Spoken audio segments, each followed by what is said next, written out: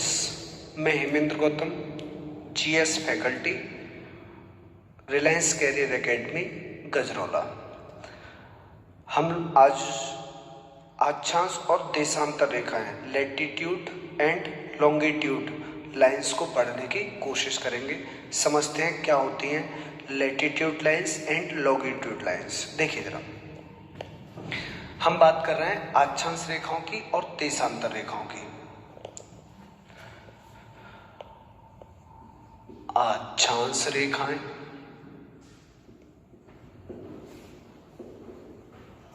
अक्षांश रेखाएं और देशांतर रेखाएं और देशांतर रेखाएं, यानी लैटिट्यूड लाइंस और लॉन्गिट्यूड लाइंस के बारे में आज हम लोग पढ़ेंगे। पहले समझते हैं लैटिट्यूड लाइंस क्या होती हैं, अक्षांश रेखाएं क्या होती हैं।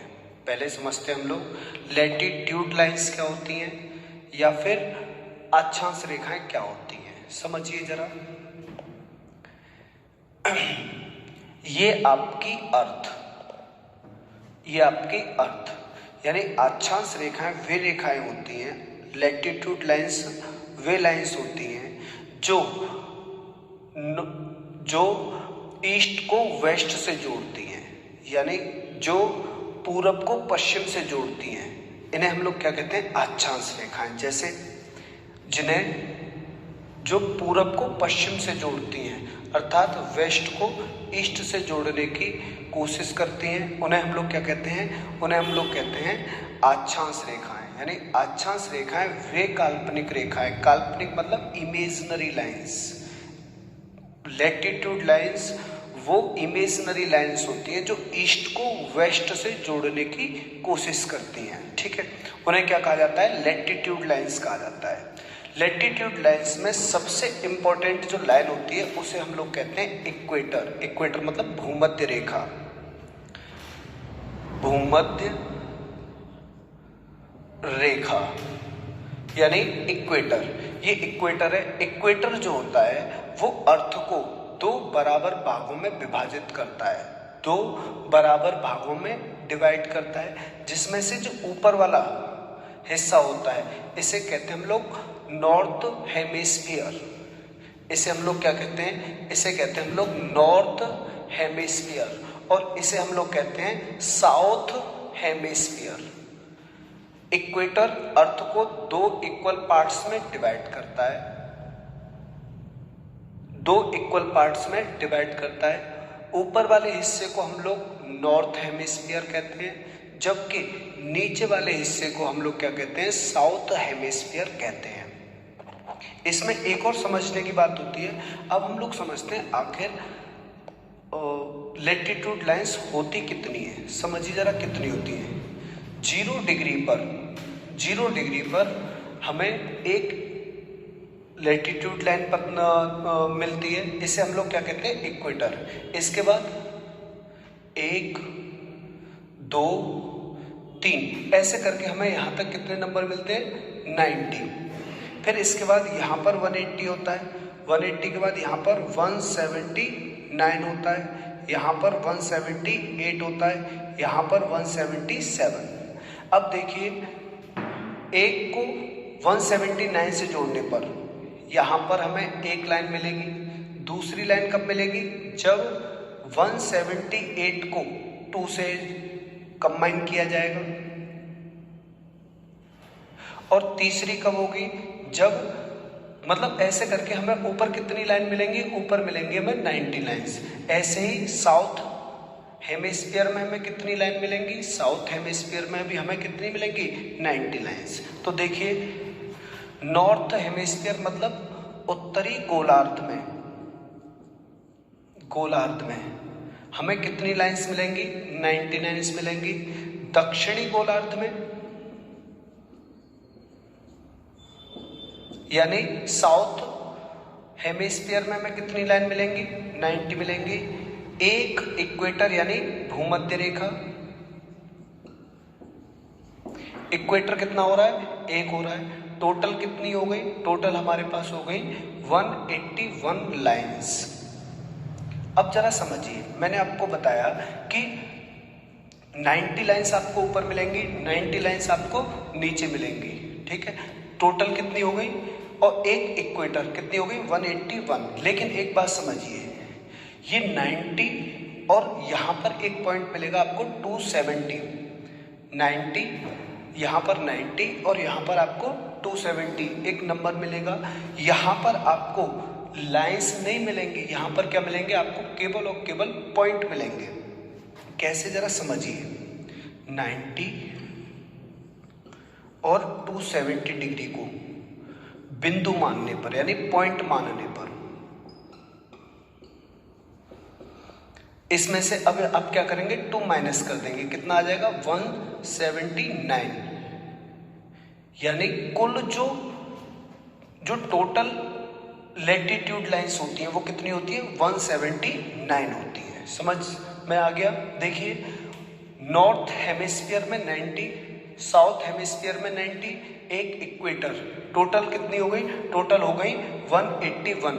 लेकिन 90 और 270 को आपने क्या माना है, केवल और केवल पॉइंट माना है, इसीलिए यहाँ पर ये दो पॉइंट क्या हो जाएंगे, माइनस हो जाएंगे। आपके पास जो बचेंगी वो कितनी लाइंस बचेंगी, 179 लाइंस। यानी वास्तव में कितनी होंगी, रियलिटी में कितनी होंगी, वास्तविक रेखाएं कितनी होंगी, 179। इसके बाद हम दूसरा पॉइंट समझने की कोशिश करते हैं।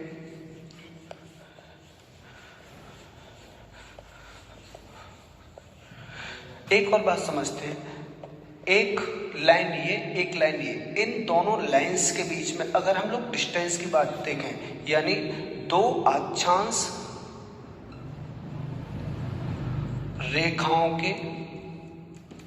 रेखाओं के बीच की दूरी, यानी distance between two latitude lines कितनी होती है, ये होती है 111.13 किलोमीटर।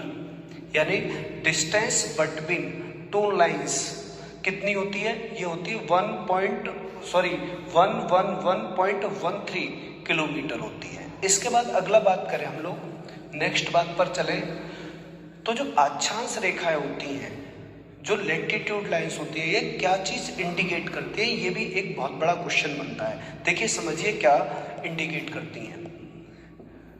अक्षांश रेखाएं क्या इंडिकेट करती हैं, सबसे पहली बात, जो अक्षांश रेखाएं होती हैं, जो लैटिट्यूड लाइंस होती हैं, वो टेम्परेचर को इंडिकेट करती हैं। कैसे टेम्परेचर को इंडिकेट करती हैं, जिस समय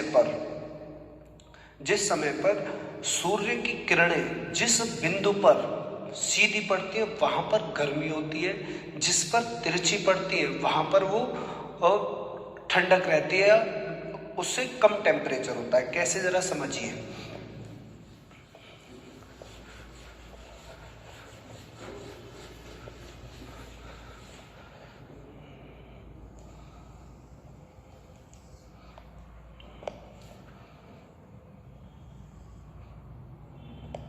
ये आपकी अर्थ, इस अर्थ पर ये इक्वेटर यानी भूमध्य रेखा,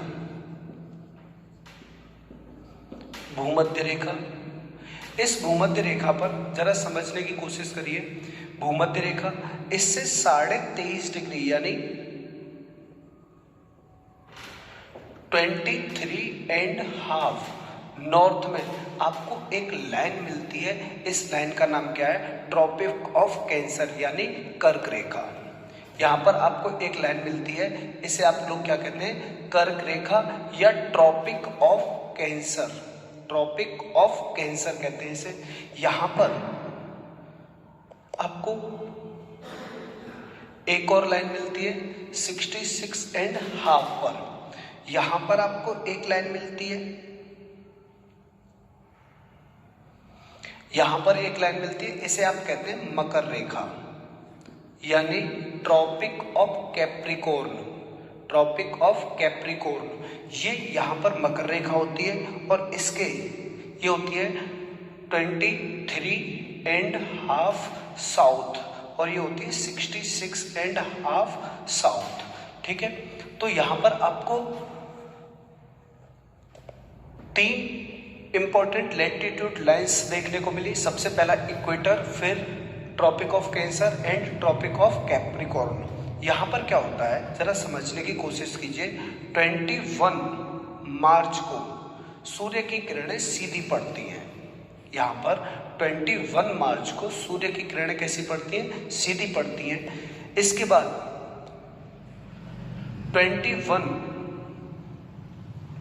21 जून को कर्क रेखा पर, यानी 21 जून को कर्क रेखा पर ये सूर्य की किरणें सीधी पड़ती हैं, ट्रॉपिक ऑफ कैंसर पर सीधी पड़ती हैं। फिर इसके बाद 23 सितंबर को दोबारा इक्वेटर पर सूर्य की किरणें सीधी पड़ती हैं। फिर इसके बाद 22 दिसंबर को मकर रेखा यानी ट्रॉपिक ऑफ कैप्रिकॉर्न पर सूर्य की किरणें सीधी पड़ती हैं। जरा समझिए, 21 मार्च से लेकर 23 सितंबर तक, 21 मार्च से लेकर 23 सितंबर तक सूर्य की जो किरणें होती हैं वो कहाँ पर? नॉर्थ हेमिस्फीयर पर सीधी पड़ती है। यानी सूर्य कहाँ पर है? 21 मार्च से लेकर 23 सितंबर तक, यानी 21 मार्च से 23 सितंबर तक सूर्य जो है वो नॉर्थ हेमिस्फीयर में है, यानी उत्तरी गोलार्ध में है। इस कंडीशन में यहाँ पर यानी उत्तरी गोलार्ध में कैसा होगा? गर्मी का माहौल होगा। जरा दोबारा समझिए, यानी 21 मार्च से लेकर 23 सितंबर तक सूर्य कहाँ होगा? उत्तरी गोलार्ध में होगा, यानी नॉर्थ हेमिस्फीयर में होगा, उत्तरी गोलार्ध में होगा। और इस समय पर उत्तरी गोलार्ध में कैसा होगा? गर्मी का समय होगा। और उत्तरी ध्रुव पर दिन का समय होगा। 21 मार्च से 23 सितंबर तक चूंकि जो सन है वो कहाँ पर होगा? वो उत्तरी गोलार्ध में होगा, नॉर्थ हेमिस्फीयर में होगा। इसीलिए यहाँ पर गर्मी का मौसम होगा और यहाँ पर कैसा होगा? ठंड का मौसम होगा। इसी के अपोजिट जिस समय पर 23 सितंबर से लेकर और 21 मार्च तक जिस टाइम पर सन साउथ हेमिस्फीयर में होगा, यानी दक्षिणी गोलार्ध में होगा, उस समय पर क्या होगा? उस समय पर दक्षिणी गोलार्ध यानी साउथ हेमिस्फीयर में गर्मी का मौसम होगा और नॉर्थ हेमिस्फीयर में ठंडक का मौसम होगा। तो ये इस तरह से आपका क्या इंडिकेट करती है? टेम्परेचर को इंडिकेट करती है, तापमान को इंडिकेट करती है, तापमान को इंडिकेट करती है, मतलब प्रदर्शित करती है। दूसरे नंबर की एक और बात आती है, जो लैटिट्यूड लाइंस होती हैं ये दिन और रात की अवधि के बीच के अंतर को प्रदर्शित करती हैं। कैसे? जरा समझिए। 0 डिग्री अक्षांश रेखा यानी भूमध्य रेखा पर, यानी इक्वेटर पर 0 डिग्री अक्षांश रेखा पर दिन और रात, डे और नाइट, दिन और रात बराबर होते हैं। 12 घंटे का दिन और 12 घंटे की क्या होती है? यहाँ पर रात होती है। दोबारा समझिए, 0 डिग्री यानी इक्वेटर पर दिन और रात बराबर होते हैं। दोनों की ड्यूरेशन कैसी होती है? बराबर होती है। इससे ऊपर जाने पर या इससे नीचे जाने पर, यानी या तो आप इसके नॉर्थ में चले जाइए या फिर आप इसके साउथ में चले जाइए, टाइम का ड्यूरेशन कैसा होगा? बढ़ता जाएगा। यानी डे और नाइट के बीच की जो ड्यूरेशन है इसका मान लगातार क्या होता जाएगा? बढ़ता जाएगा। यहाँ पर जैसे जैसे आप दूर जाएंगे ये ड्यूरेशन बढ़ता जाएगा। इसीलिए आपने सुना होगा कि जो पोल्स होते हैं यानी ध्रुव होते हैं, ध्रुवों पर 6 महीने का दिन और 6 महीने की रात होती है। बात समझ में आ गई? मैंने आपको बताया कि जो अक्षांश रेखाएं हैं, जो लैटिट्यूड लाइंस होती हैं, ये क्या करती हैं? ये लैटिट्यूड लाइंस जो होती हैं वो क्या करती हैं? टेम्परेचर को इंडिकेट करती है। टेम्परेचर का मतलब ये है कि अगर नॉर्थ उत्तरी गोलार्ध में अगर सूर्य है तो उसके उत्तरी गोलार्ध में क्या होगा, उस समय पर गर्मी का मौसम होगा, जबकि दक्षिणी गोलार्ध में उस समय पर क्या होगा, ठंडक का मौसम होगा। इस तरह से ये तापमान को इंडिकेट करती है। और दूसरा, दिन और रात के बराबर, और ये दिन और रात की अवधि के अंतर को इंडिकेट करती हैं। यानी इक्वेटर पर जो ये होता है, क्या नाम है इसका, इक्वेटर पर दिन और रात हमेशा बराबर होते हैं, जबकि ध्रुवों पर 6 महीने का दिन और 6 महीने की रात होती है। अगला एक और पॉइंट समझिए,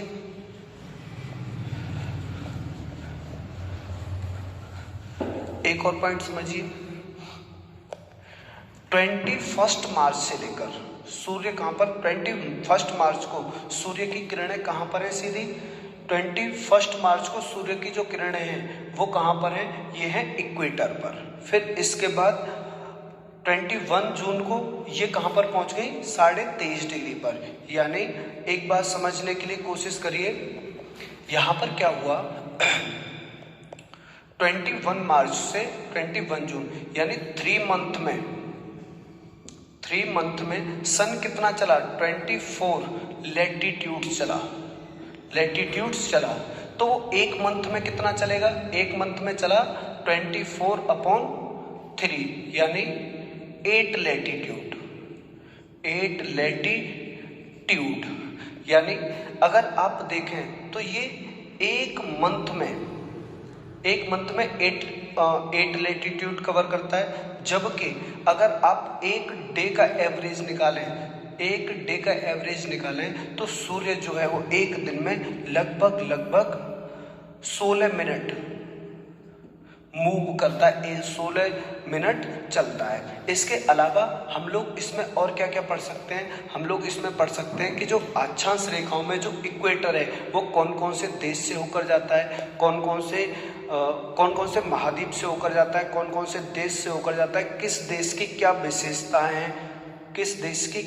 विशेषताएं, ऐसे क्वेश्चन हम लोग इसमें पढ़ सकते हैं। लेकिन समय की थोड़ी सी कमी होने की वजह से हम लोग इसे और ज़्यादा डिस्क्रिप्शन में नहीं पढ़ सकते। एक और बात समझिए, जो इक्वेटर होता है इसकी लेंथ सबसे ज़्यादा होती है। यानी जितनी भी आपकी लैटिट्यूड है 179 जो लैटिट्यूड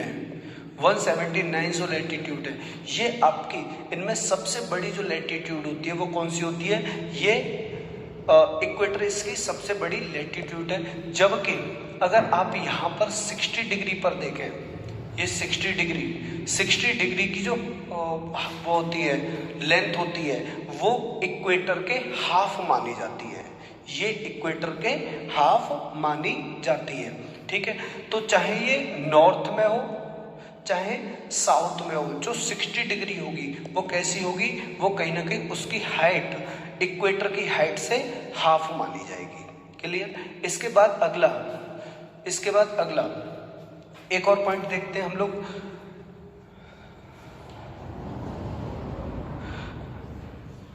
इसके बाद हम लोग देशांतर, इसमें भी अक्षांश रेखाओं में भी अभी बहुत कुछ बचा है, लेकिन समय की प्रतिबद्धता होने के कारण हम लोग इससे ज़्यादा नहीं पढ़ पा रहे हैं।